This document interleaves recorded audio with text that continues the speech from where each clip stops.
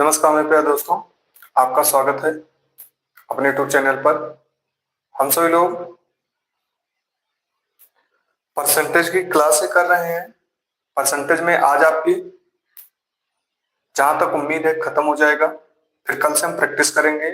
अगर बच भी गया टॉपिक तो फिर दोबारा कोशिश करेंगे। आज थोड़ा मुझे लेट हो गया था। चलिए स्टार्ट करते हैं।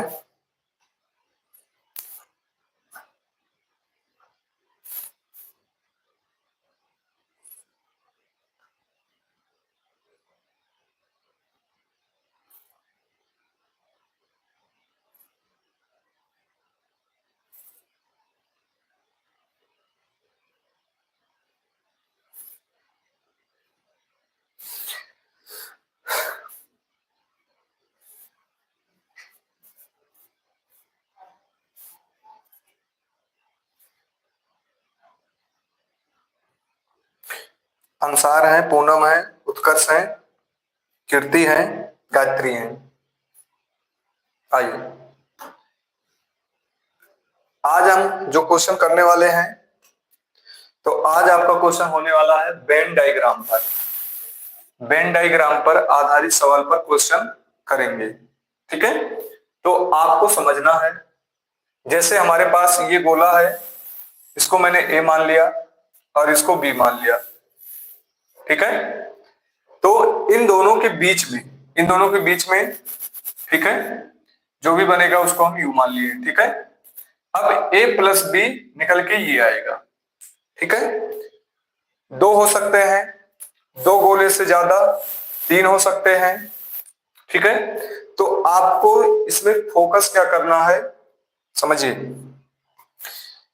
इस गोले में आपको फोकस इतना ध्यान रखना है, जैसे मान लेते हैं ये गोला, ठीक है, इसको फर्स्ट मान लिए और इसको हम सेकंड मान लिए। ठीक है, अब मैं देखूंगा कि जैसे मान लेते हैं ए ने 20%, ए के पास 10%। ठीक है, ऐसे रख लेते हैं, समझिए। ए के पास, फर्स्ट के पास 50%, ठीक है, सेकंड के पास 60%। ठीक है, दोनों के पास कितना है, दोनों ये मान लेते हैं ये क्रिकेट खेलते हैं और ये फुटबॉल खेलते हैं। ठीक है, क्रिकेट खेले फुटबॉल खेले। अब कहेगा दोनों खेलने वाले या दोनों ना खेलने वाले, तो दोनों खेलने वाले मान लेते हैं 20 है। दोनों खेलने वाले कितने हैं, 20 हैं। अब आपसे ये कहेगा, देखिए जहां पर दोनों खेलने की बात कहेगा वहां पर आपको ज्यादा ध्यान रखना है। रुकिए,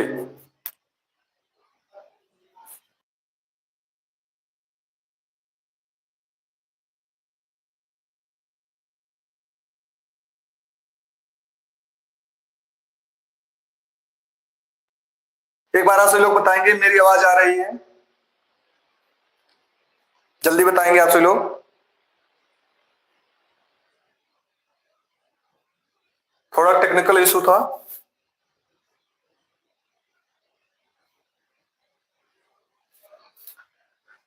कोई दिक्कत तो नहीं हो रही है? चलिए अब समझिएगा, हटा देते हैं इसको। मेरी बात समझिएगा, ध्यान से समझिएगा, क्योंकि इस पर क्वेश्चन आपके 100% आते हैं और आप गलत भी करते हैं, मुझे पता है, क्योंकि आप इसमें कंफ्यूजन में रहते हैं। ठीक है, मेरी बात समझिए। ये क्रिकेट खेलने वाले हैं, ठीक है, ऐसे लिख लेते हैं, क्रिकेट खेलने वाले 50 हैं। ठीक है, फुटबॉल खेलने वाले 60 हैं, या इसको हम 40 ही मान लेते हैं।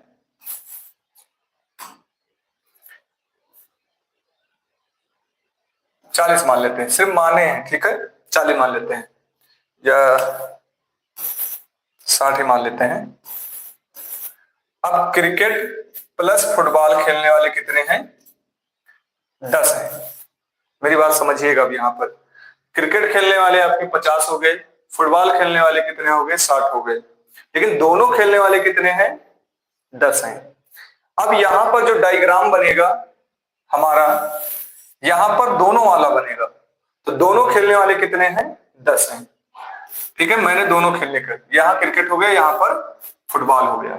ठीक है, अब इस गोले में कितना है भाई? क्रिकेट वाले गोले में कितना है? 50 है टोटल। फुटबॉल वाले में कितना है टोटल? 60 है। ठीक है, क्रिकेट वाले में 50 है टोटल, फुटबॉल वाले में टोटल कितना है? 60 है। अब मुझे ये गोला टोटल 60 होना चाहिए, 10 पहले से है तो बचेगा कितना? 50। यहां 10 पहले से है तो बचेगा कितना? 40। ठीक है, अब यही आपसे पूछ लेगा कि केवल क्रिकेट खेलने वाले, तो केवल क्रिकेट खेलने वाले कितने हैं? 40 हैं। फिर कहेगा क्रिकेट खेलने वाले केवल, फिर यहीं पर आपसे पूछ लेगा क्रिकेट खेलने वाले, तो क्रिकेट खेलने वाले, अब यहां समझिएगा क्रिकेट खेलने वाले तो 40 तो खेल ही रहे हैं, 40 में से 10 भी खेल रहे हैं जो क्रिकेट भी खेल रहे हैं, तो 40 प्लस 10 कितने हो गए? 50 हो गए। समझ पा रहे हैं? दूसरी बात, अब कहेगा केवल फुटबॉल खेलने वाले, तो केवल फुटबॉल खेलने वाले, केवल लगा दिया। ठीक है, तो कितने हैं केवल फुटबॉल खेलने वाले? 50 हैं। लेकिन यहीं पर आपसे ये कह दे कि फुटबॉल खेलने वाले, तो फुटबॉल खेलने वाले कितने हो जाएंगे? 50 प्लस 10 हो जाएंगे कितने? 60 हो जाएंगे। जल्दी बताएंगे कितने लोग को समझ में आया है? कितने लोग पूरी तरह समझ पाए हैं?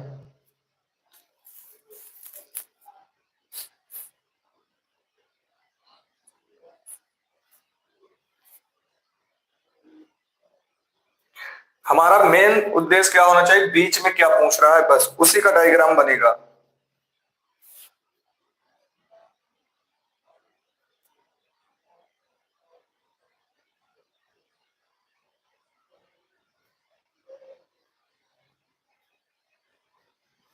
जल्दी बताएंगे, आप सबका कमेंट बहुत धीमे आता है, टाइम बर्बाद करते हैं बस। अगर समझ में आ गया हो तो मैं आगे बढ़ूं।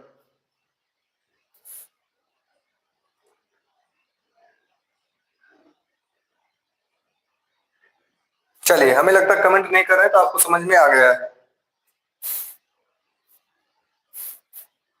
आइए, अब मैंने यहां पर लिया है,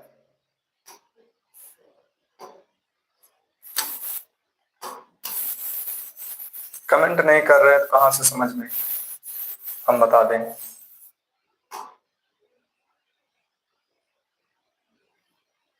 चलिए यहां पर चाय पीने वाले हैं और ये कॉफी पीने वाले हैं।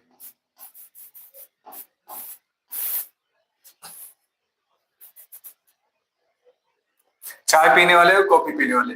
अब मैं यहीं से पूछूंगा आपसे कि चाय और कॉफी, चाय और कॉफी दोनों पीने वाले, दोनों पीने वाले। दूसरा, केवल कॉफी पीने वाले।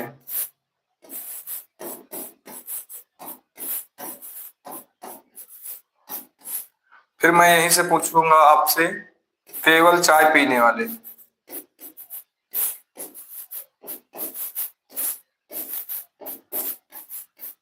चाय पीने वाले। फिर कम से कम, कम से कम, ठीक है, कम से कम एक को पसंद करने वाले।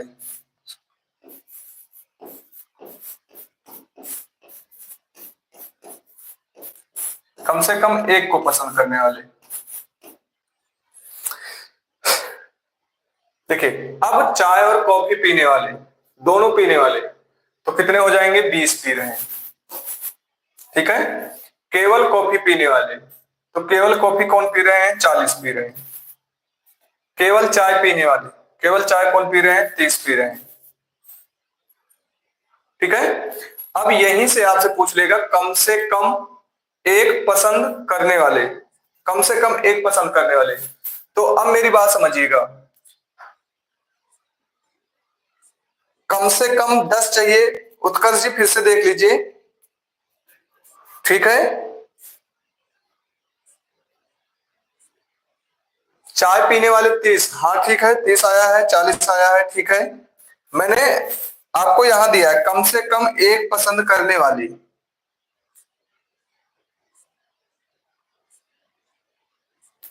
कुछ लोग 30 बता रहे हैं। आइए मेरी बात समझिएगा, अगर मैं आपसे कहूं कि आप चाय पी रहे हैं, ठीक है, और आपका साथी या मैं मान ले रहा हूं अपने आप को, मैं कॉफी पी रहा हूं, लेकिन दो ऐसे लोग हैं, ऐसे लोग हैं जो चाय भी पीते हैं, कॉफी भी पीते हैं। बारात नहीं गए हैं क्या आपसे लोग? बारात में आप देखते हैं कि एक बार जब नाश्ते में बैठते हैं तो एक बार आपको चाय आती है, ठीक है, और फिर उसके बाद आप घर पे पहुंचते हैं तो आपको कॉफी मिलती है। क्या दोनों नहीं पीते हैं? क्या आप दोनों पीते हैं ना? तो कह रहा है कम से कम, तो कम से कम एक पसंद करने वाले, तो चाय तो पसंद ही करेंगे। चाय 40, 30 ऐसे जो हैं कॉफी भी पसंद कर रहे हैं, चाय भी पसंद कर रहे हैं, तो कितना हो जाएगा? 20। टोटल कितना आ जाएगा? 90। ये आपका आंसर हो जाएगा। देखो सभी का गलत था, सबका 10 आ रहा था। यही तो होता है समझने की बात।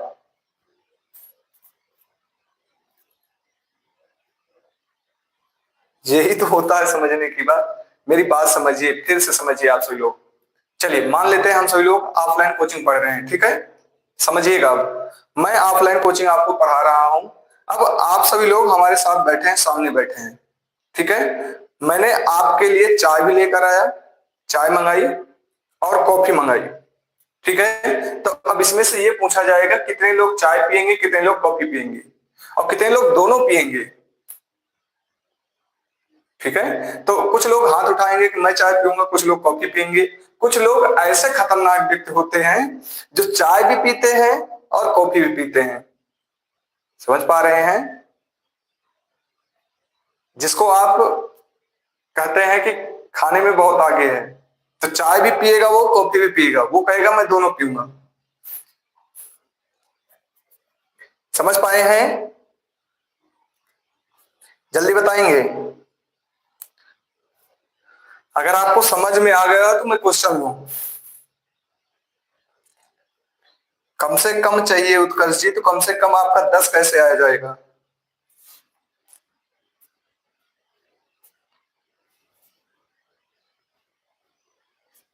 चलिए आइए, यहां पर दिया गया है, शुरू हो जाइए।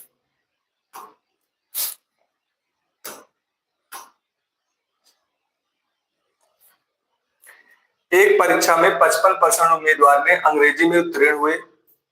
आपको इसमें अभी नहीं जाना है, दोनों में कहां हो रहे हैं वहां पर जाना है। उत्तीर्ण हुए 35% उम्मीदवार गणित में उत्तीर्ण हुए और 20% उम्मीदवार दोनों विषय में उत्तीर्ण हुए। अब जो भी बनेगा दोनों विषय का उत्तीर्ण का बनेगा। अगर असफल होते तो असफल का बनता, ठीक है। दोनों में उत्तीर्ण हुए। यदि दोनों विषय में असफल विद्यार्थियों की कुल संख्या 1200 है, तो ज्ञात कीजिए कितने विद्यार्थी अभ्यर्थी ने परीक्षा दी। NTPC CBT 1। आइए मैं बात करता हूं।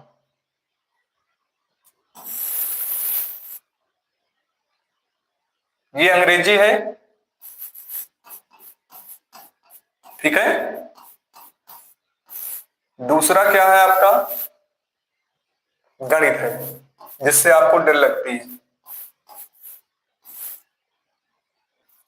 गणित है, अंग्रेजी है। दोनों विषय में उत्तीर्ण कितने हुए हैं? 20। समझ पा रहे हैं? दोनों विषय में कितने हुए हैं उत्तीर्ण? 20 हुए हैं।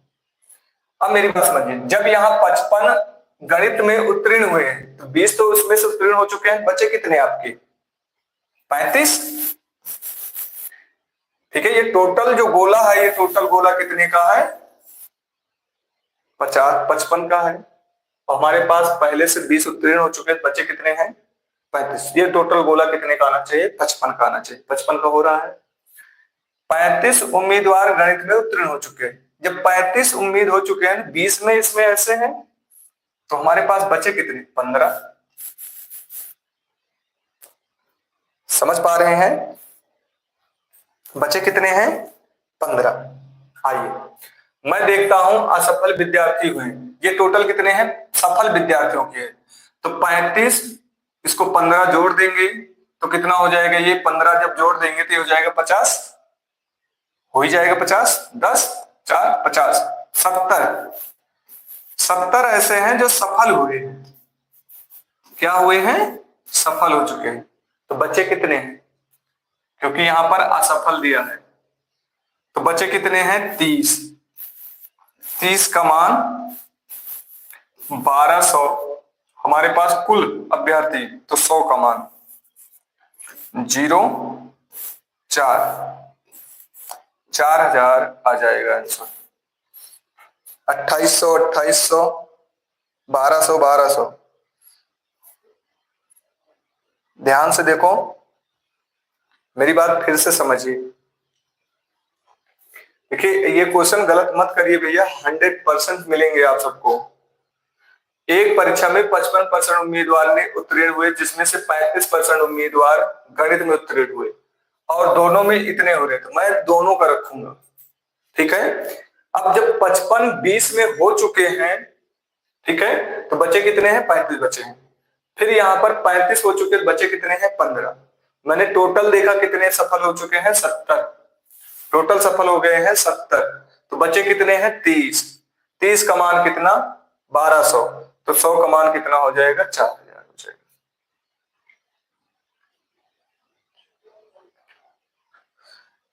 उत्कर्ष जी क्वेश्चन भी दिखाई दे रहा है कि सफल का पूछ रहा है कि असफल का पूछ रहा है? यहां तो देखो, तो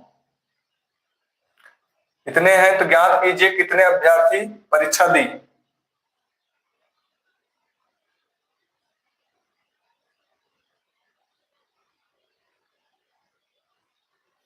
इसमें का क्वेश्चन आरपीएफ में आया था, यही क्वेश्चन आया था क्या?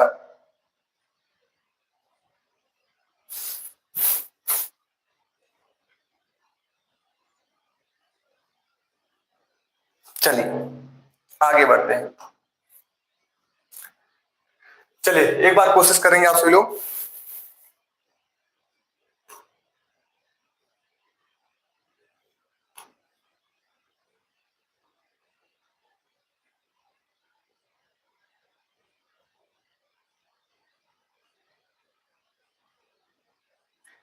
एक कॉलेज में 500 छात्र में से 350 क्रिकेट खेलते हैं, 125 कबड्डी खेलते हैं, 75 ना तो क्रिकेट खेलते हैं ना ही कबड्डी खेलते हैं। कबड्डी और क्रिकेट दोनों खेलने वाले छात्रों की संख्या का प्रतिशत बताएं।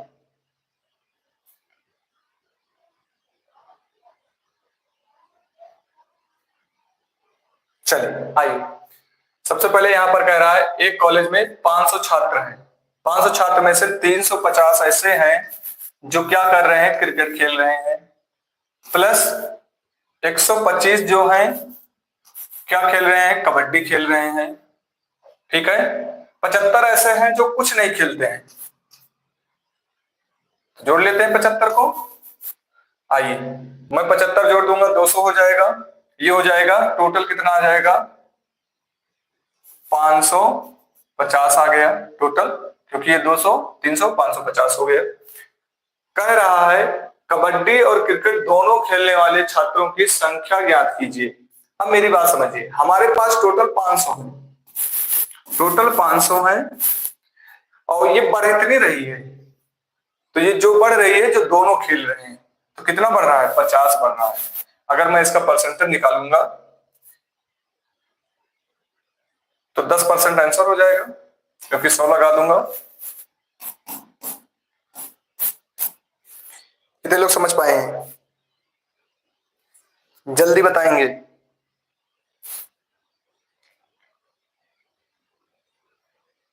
हाँ 10 अंसार जी हो जाएगा।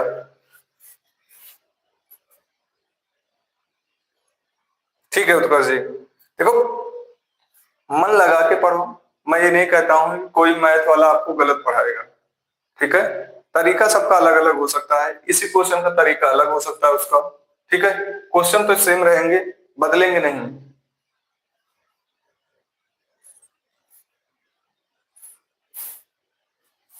चलिए आइए यहां पर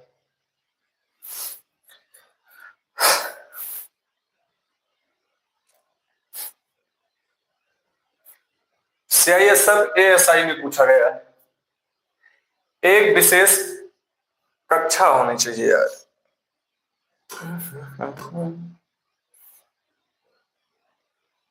चलिए समझ गए हैं तो आंसर दीजिए आप सभी लोग।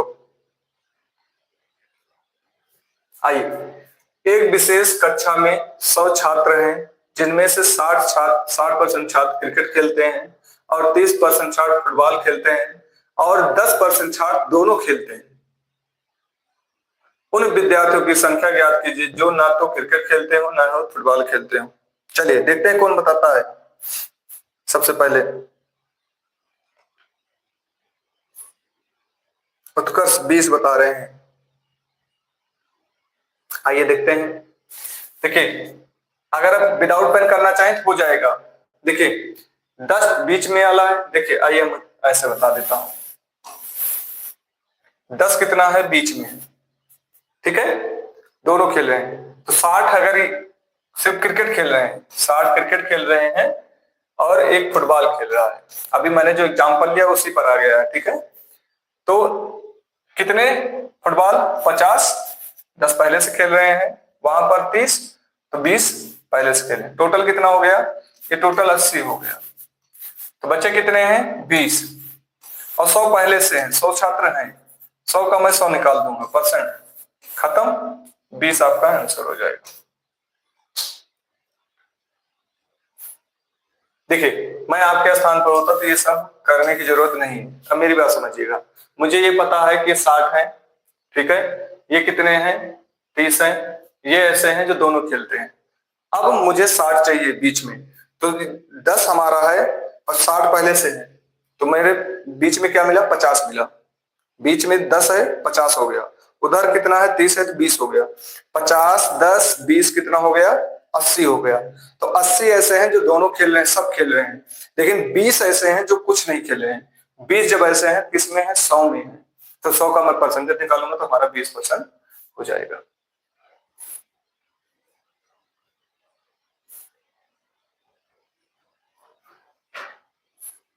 चलिए लगाइए आपसे लोग, जब समझ गए हैं तो कोशिश करिए एक बार आपसे लोग।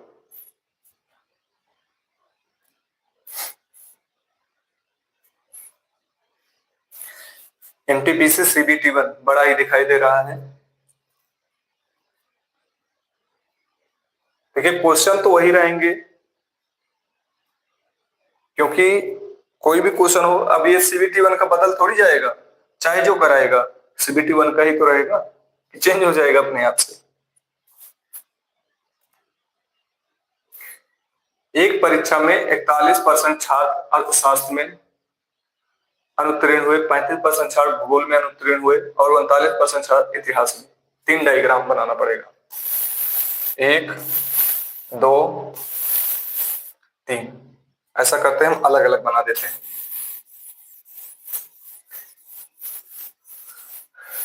गोला मैं दूसरे कलर से बना देता हूं जिससे आपको, ये कौन है अर्थशास्त्र, अर्थशास्त्र, ठीक है। दूसरा कलर मैं ले लेता हूं, अरे यार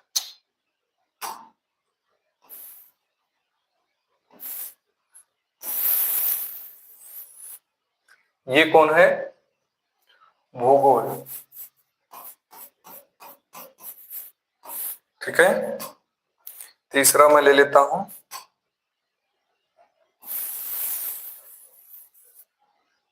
ये कौन है इतिहास।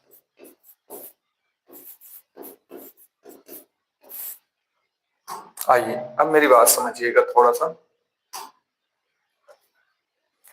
अब मुझे देखना तीनों में अनुत्तीर्ण कितने, 5% छात्र तीनों विषय में, तो 5% छात्र मैं यहां लिख दूंगा। ठीक है, विषय में अनुत्तीर्ण 14% छात्र अर्थशास्त्र में और भूगोल में। अर्थशास्त्र और भूगोल का यहाँ है, तो 5% पहले से है, तो 14 कितना हो जाएगा, घटा दूंगा तो मैं कितना हो जाएगा, 9 5 14 हो जाएगा। ठीक है, दोनों विषय में कह रहा, दोनों में। ठीक है, देखिए यहाँ पर अर्थशास्त्र और भूगोल में उत्तीर्ण हुए। 21 ऐसे हैं जो भूगोल और इतिहास में है, भूगोल और इतिहास का यहाँ पर है दोनों में, तो 21 आपके भूगोल और इतिहास का है, तो 21 बचेगा 16। ठीक है, परसेंट अनुत्तीर्ण हुए। इतिहास और अर्थशास्त्र में 18% छात्र अनुत्तीर्ण हुए। भैया 18% छात्र अनुत्तीर्ण हुए, बचे हो गए कितने, 13%। चलिए कितने लोग को यहां तक समझ में आया है।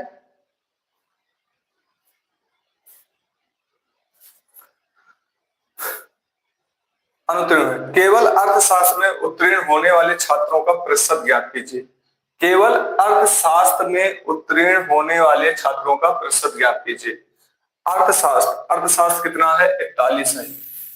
ठीक है, अब मैं यहां देख रहा हूं कितने हो जाएंगे, क्योंकि ये अर्थशास्त्र बोला है, तो 9 5 14 हो जाएगा, 14 29 हो जाएगा, 29। तो बच्चे कितने हैं आपके, 29, तो हो जाएंगे 29, 41 घटा देंगे तो 2, यहाँ 1, 12, 12 आपका आंसर हो जाएगा। चलिए उत्कर्ष 10 नहीं आएगा, फिर से समझिए। देखो गलतियां आप करते हैं, देखो पूनम का सही आया है, कीर्ति 14 नहीं आएगा, फिर से समझिए आपसे लोग। हमारे पास कितने हैं, 5 ऐसे हैं जो तीनों में अनुत्तीर्ण हो रहे हैं, लेकिन 14 ऐसे हैं जो अर्थशास्त्र। बचे कितने हैं, 9। 14 में से मैंने 5 घटा दिया तो 9 हो गए। 21 मैंने घटा दिया तो बचे 16 इन दोनों में। 18 मैंने घटा दिया, बचे 13, मतलब 5 घटा दिया। अब आपसे क्या पूछ रहा है, अर्थशास्त्र में अनुत्तीर्ण होने वाले, ये पूरा डायग्राम किसका है, अनुत्तीर्ण का है। अर्थशास्त्र में टोटल 41 बोला, 41 का है ये। मैं देख रहा हूँ 13 15 और 9, टोटल कितना हो गया, 29। 29 को मैंने घटा दिया, बचा 12, 12 हमारे ऐसे हैं जो अनुत्तीर्ण हुए।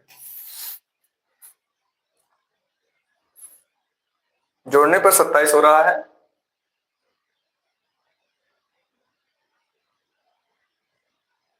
सही हो रहा है क्या, देख लेते हैं एक बार फिर से। 13 13 26, 26 1 27, हाँ 27 हो रहा है। ठीक है, हमें से गलती हो चुकी है, 27 हो रहा है। 13 13 26 27 हो रहा है। घटा देंगे तो ये 5 हो जाएगा, 4 हो जाएगा, ये बचेगा 1, 14 आ रहा है। ठीक है, ये हमें से गलती हो गई थी जोड़ने में।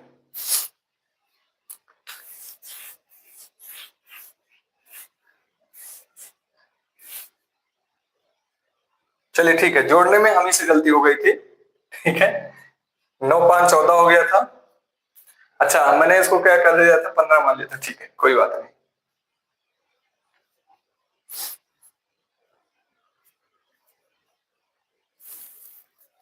आगे बढ़े।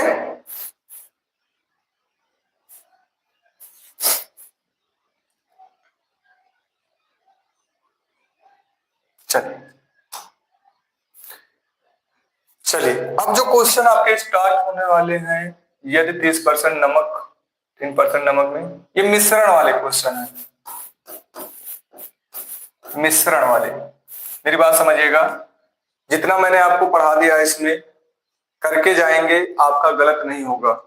ठीक है, लेकिन आपको दिमाग में बैठा लेना है कि मुझे पहले इसको बैठाना है, फिर इन दोनों के बीच में, फिर इनको बैठाना है, फिर इनके बीच में।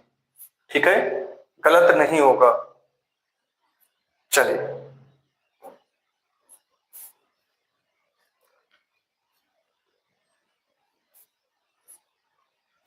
अच्छा ये बताइए कितने लोगों को ये क्लियर हो चुका है, ये वाले वेन डायग्राम पर आधारित कितने लोगों को क्लियर हो चुका है कि अब गलत नहीं होगा चाहे जैसा भी क्वेश्चन आ जाए। जल्दी बताएंगे कितने लोग को क्लियर है कि अब दिक्कतें नहीं होंगी, चाहे जैसा भी क्वेश्चन आ जाए।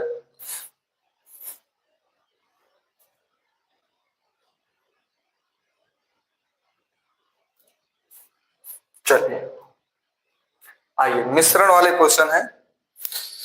अब इनको भी समझिएगा। यदि 3% नमक वाले 5 लीटर घोल में 2 लीटर पानी वाष्पित हो जाता है, तो शेष घोल का नमक प्रतिशत ज्ञात कीजिए। आइए, मैं कहूं आपके पास 5 लीटर मैंने पानी दिया, इसमें से 2 लीटर निकल गया या कहीं गिरा दिए, बचा कितना आपका? 3, क्योंकि शेष पूछ रहा है। 3 बचा। अब इसी में कह रहा 3% नमक वाले हैं, तो मैं इनका 3% निकालूंगा तो कितना आ जाएगा? 3% निकालूंगा तो ये आपका आ जाएगा कितना? 1.15।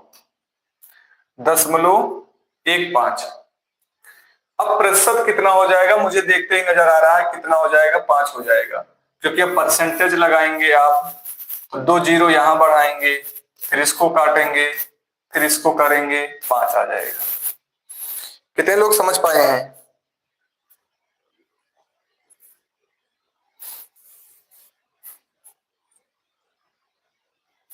देखिए, जो बीच में ये आ रहे हैं जा रहे हैं, मैंने कहा कि मुझे अब कोई प्रभाव नहीं पड़ता है। आप कितने लोग लाइव रहते हैं, कितने लोग लाइव नहीं रहते हैं, मैंने आपको कभी अभी ये नहीं पूछता हूं कि ये इतने लोग लाइव हैं मैं क्लास नहीं चलाऊंगा, ये नहीं करूंगा। मुझे पता है कि पढ़ने वाले बच्चे सिर्फ हैं, इनको पढ़ना है वो पढ़ेंगे, तो आपके आने और जाने से मुझे कोई प्रभाव नहीं पड़ रहा है।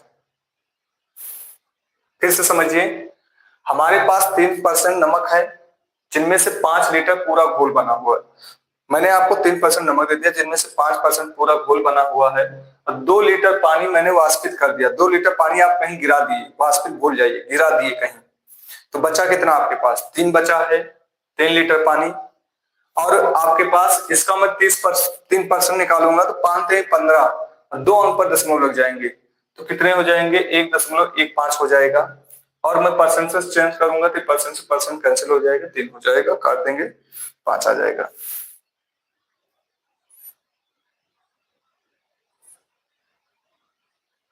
आइए, अब मैं आपको कुछ और बताता हूं। इस तरीके से तो आप करेंगे ही, लेकिन ये ज्यादा मुझे ठीक नहीं लगता है। आइए, कुल देखना है आपको। कुल 5 लीटर घोल था, ठीक है, 2 निकल गया, बचा कितना? 3। तो वैल्यू बची कितनी है अब आपकी? तो 3 से कितनी हो गई? 5 हो गई। समझ पा रहे हैं? स्टार्ट में ये कुल हमारे पास था 5 से इतना था, तो अब कितना हो गया? इतना हो गया। मैं देख रहा हूं नमक का कितना है, तो नमक कितना आपका? 3 का मान 3 दिया है, ठीक है। तो आपका किसका पूछा है? 5। 5 का कितना हो जाएगा? 5 ही हो जाएगा, क्योंकि 1 गुना हो जाएगा, 5 हो जाएगा। आगे चल के मैं इसी का प्रयोग करूंगा। ये दोनों किनको किनको क्लियर है, जल्दी बताएंगे।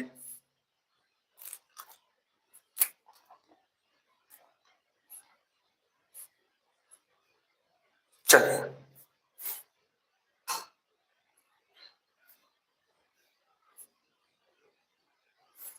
चलिए लगाइए, अगर क्लियर है तो आप लोग को बताइए जल्दी।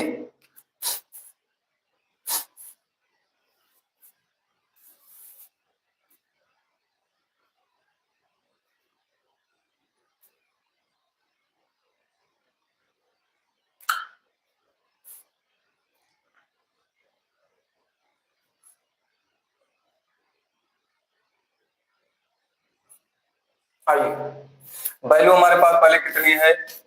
8 लीटर था, ठीक है। घोल में उबालने पर 2 लीटर पानी वाष्पित हो गया, बचा कितना? 6 हो गया। तो परसेंटेज कितना हो जाएगा? मैं देख रहा हूं 6 से कितना हो जाएगा? 8 हो जाएगा। जब मैं इसको कट करूंगा 2 तिहाई 6 हो जाएगा, 2 चौके 8 हो जाएगा। तो 3 का मान कितना दिया गया है? 3 का मान दिया गया है 4%। 4%, तो 4 का मान कितना हो जाएगा, ये 16/3 आ जाएगा। ये हमारा आंसर हो जाएगा। किसी का आंसर पहले नहीं आया है और आपसे लोग कह रहे हो समझ गए हैं।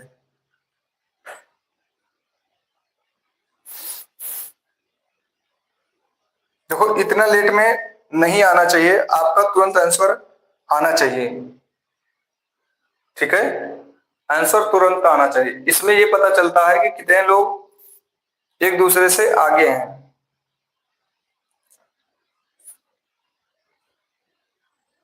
आगे बढ़े,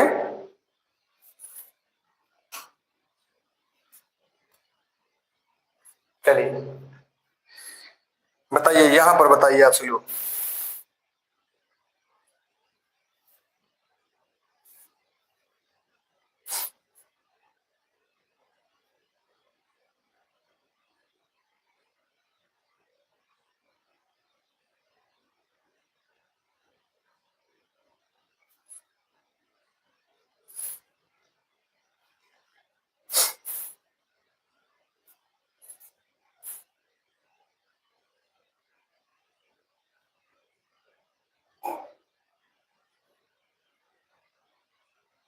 अभी भी नहीं आया, चलिए आइए देखते हैं। 50 लीटर के एक नमूना जो ग्लिसरीन 20% की सीमा तक मिलावट पाई जाती है, इसमें कितनी शुद्ध ग्लिसरीन मिलाई जानी चाहिए ताकि अशुद्धता में 5% तक कम हो जाए। कह रहा है अशुद्धता में 5% तक कम हो जाए, तो मिलावट हमारा कहीं जाएगा नहीं। मेरी बात समझिए, अगर मैंने आपको कुछ, मान लेते हैं चाय दे दिया और फिर 5 लीटर में मैंने चाय में कुछ मिला दिया, और फिर जो आपको मैंने चाय दिया था 2 लीटर, इस 2 लीटर में मैंने उस 5 लीटर को मिला दिया, तो मिलावट कहीं जाएगी, कहीं नहीं जाएगी, ठीक है। तो मेरी बात समझिएगा, बढ़े आइए। परसेंट पहले दिया गया है, परसेंट 20 का मान कितना दिया है, 5% दिया है, तो वैल्यू कितनी हो जाएगी, 5 से कितनी हो जाएगी, 20 हो जाएगी। तो 5 का मान कितना दिया है, 50 दिया है, तो 20 का मान कितना हो जाएगा। क्या पूछ रहा है इसमें, आपसे ये पूछ रहा है कितने परसेंट पे शुद्धता हो जाएगी। मैं देखूंगा कितने परसेंट, 15, तो कितना हो जाएगा, 150। 150 हमारा आंसर हो जाएगा। हाँ सभी का आया था, कीर्ति का भी आया था, सुषमा का भी, पूनम का आया था।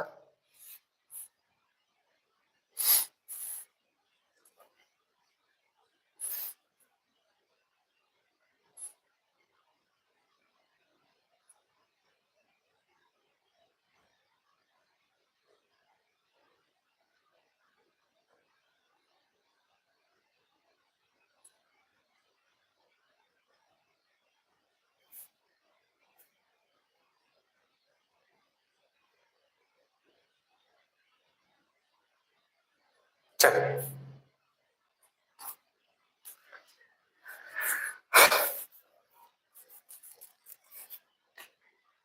एक तरबूज में 60% पानी और बाकी गूदा है।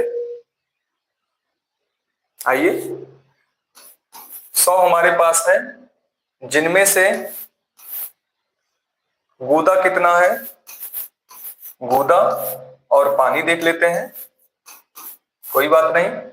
तो अगर 60% पानी है तो गूदा बचा कितना है, तो गूदा बचा कितना है, 40। आगे पढ़ रहे हैं, वाष्पित हो जाता है, मतलब प्रतिदिन इस पानी का 10% वाष्पित हो जाता है। आइए मैं अगर इसका 10% निकालूंगा,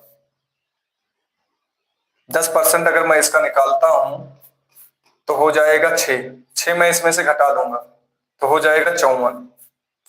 पहला 10% हो चुका। 2 दिन बाद फिर मैं इसका 10% निकालूंगा, 2 दिन बाद गूदे की अनुमानित प्रतिशत ज्ञात कीजिए। आइए मैं इसका 10% निकालूंगा तो ये आपका आ जाएगा 0 हो जाएगा, तो आपका 5.4 आ जाएगा, ठीक है। तो बचेगा 8, बचेगा 8 हो जाएगा, 6 बचेगा ना, अगर घटा दूंगा तो 6 बचेगा और इधर 5, 48।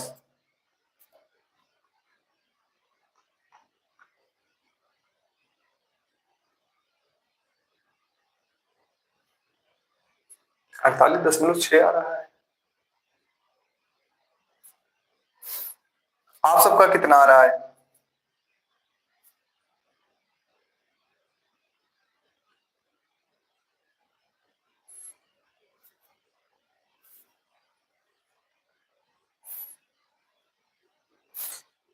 चालीस कैसे आ रहा है? हमारे में तो 48.6 आ रहा है।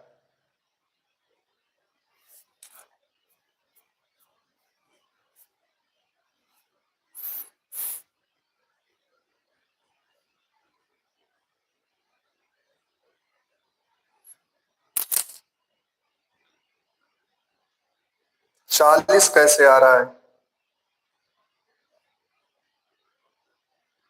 ये इतना पानी बचा हुआ है ना, दोनों के बाद बचे हुए बूंदे की अनुमानित, पानी वाष्पित हो रहा है।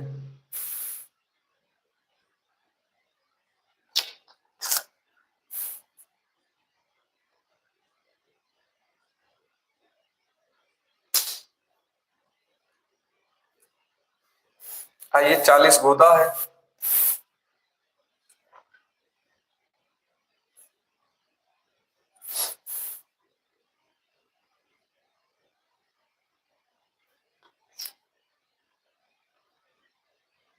तो 40.5 आप सबका कैसे आ रहा है?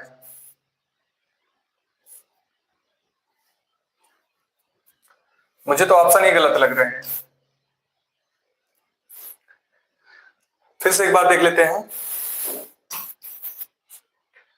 तरबूज में 60% पानी और बाकी गूदा है। प्रतिदिन इस पानी का 10% वाष्पित हो जाता है। मैंने 10% वाष्पित कर दिया। 2 दिन बाद बचे हुए गूदे के अनुमानित प्रतिशत कितना होगा?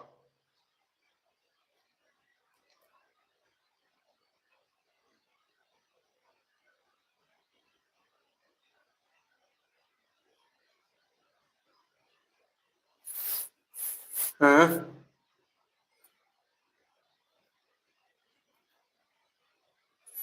आप सबका कितना आ रहा है? इसमें तो मुझे ऑप्शन ही गलत लग रहा है।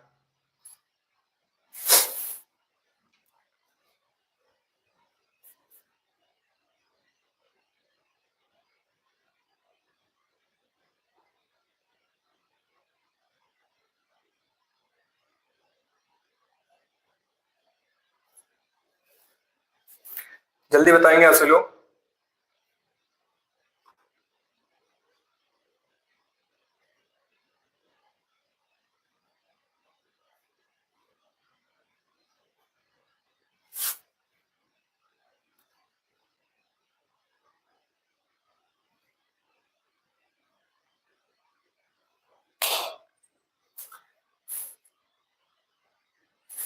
मैं एक बार डाटा देख लेता हूं।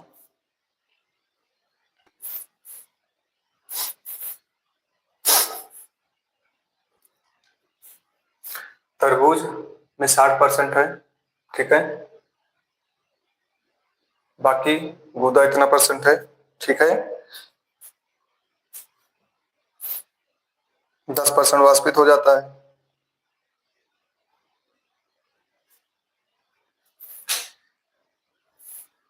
चलिए, हमारे में तो इतना आ रहा है, आप सबके बताइएगा कमेंट में करके।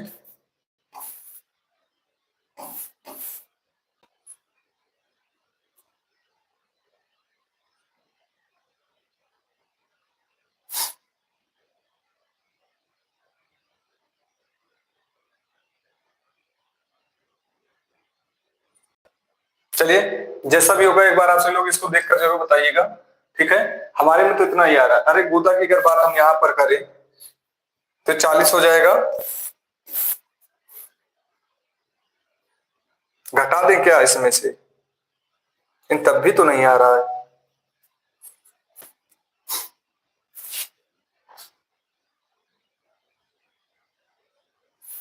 चलिए ठीक है, जैसा भी होगा आपसे लोग कमेंट बॉक्स में करके जरूर बताइएगा, तो ये कल फिर से मैं देख लूंगा, ठीक है। ऐसा नहीं है, देखिए मैं कोई रट्टा मार के नहीं आता हूं कि क्वेश्चन फंसेगा नहीं, ठीक है।